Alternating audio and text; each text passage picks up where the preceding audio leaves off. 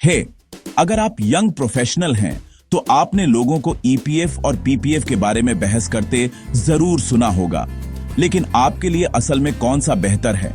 चलो मैं आपको आसान शब्दों में बताता हूं। सबसे पहले ईपीएफ का मतलब है एम्प्लॉय प्रोविडेंट फंड। अगर आप 20 से ज्यादा एम्प्लॉय वाली कंपनी में काम करते हैं तो आप शायद पहले से ही ईपीएफ का हिस्सा हैं। हर महीने आपकी बेसिक सैलरी का 12% कट जाता है और आपका एम्प्लॉयर भी उतना ही पैसा मिलाता है। यह कंपनी से आपको मिलने वाला एक तरह से फ्री पैसा है और यह आपके फ्यूचर के लिए इन्वेस्ट हो जाता है। एक एग्जांपल लेते हैं। मान लो आपकी बेसिक सैलरी RS20,000 है।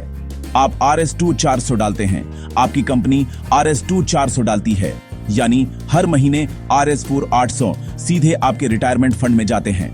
अगर आपकी सैलरी RS15,000 से ज्यादा भी है तो आप सिर्फ मिनिमम कंट्रीब्यूट करने का ऑप्शन चुन सकते हैं, लेकिन सच कहूं तो पूरा 12% इन्वेस्ट करना ज्यादा स्मार्ट है। क्यों? डिसिप्लिन की वजह से। पैसा सीधे आपकी सैलरी से कट जाता है, इससे पहले कि आप उसे देख पाएं तो आपको उसे खर्च करने का टेम्पटेशन नहीं होता। प्लस रिटर्न भी सॉलिड है, अभी 8.5%, और 5 साल की सर्विस के बाद जब आप निकालते हैं तो यह पूरी तरह टैक्स फ्री होता है। यह रिस्क फ्री है और सरकार की गारंटी है। अब पीपीएफ का क्या? वह है पब्लिक प्रोविडेंट फंड। कोई भी पीपीएफ अकाउंट खोल सकता है, सैलरी वाले, सेल्फ एम्प्लॉयड, यहां तक कि स्टूडेंट्स भी। आप कम से कम RS500 या ज्यादा से ज्यादा RS1.5 लाख हर साल इन्वेस्ट कर सकते हैं। इंटरेस्ट रेट थोड़ा कम होता है, लगभग 7.1%, लेकिन यह अभी भी टैक्स फ्री और सुपर सेफ है। पीपीएफ बहुत बढ़िया है अगर आप ईपीएफ में कवर नहीं हैं, या अगर आप सेविंग की एक लॉन्ग टर्म डिसिप्लिन्ड हैबिट बनाना चाहते हैं। लेकिन याद रखना, यह 15 साल के लिए लॉक होता है। आप कुछ सालों के बाद छोटे लोन या पार्शियल विड्रॉल ले सकते हैं, लेकिन ज्यादातर पैसा मैच्योरिटी तक अनटच्ड रहता है। तो आपको कौन सा चुनना चाहिए?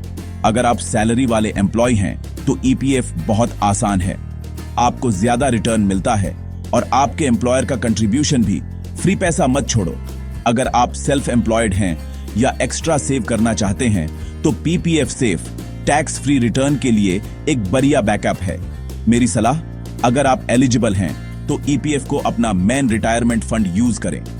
अगर आप एक्स्ट्रा सिक्योरिटी चाहते हैं तो पीपीएफ में थोड़ा ऐड कर सकते हैं, लेकिन यह मत भूलना, जबकि ये सेफ है, इक्विटीज या म्यूचुअल फंड्स में थोड़ा रिस्क लेने से आपकी वेल्थ तब ज्यादा तेजी से बाहर आ सकती है जब आप यंग हो।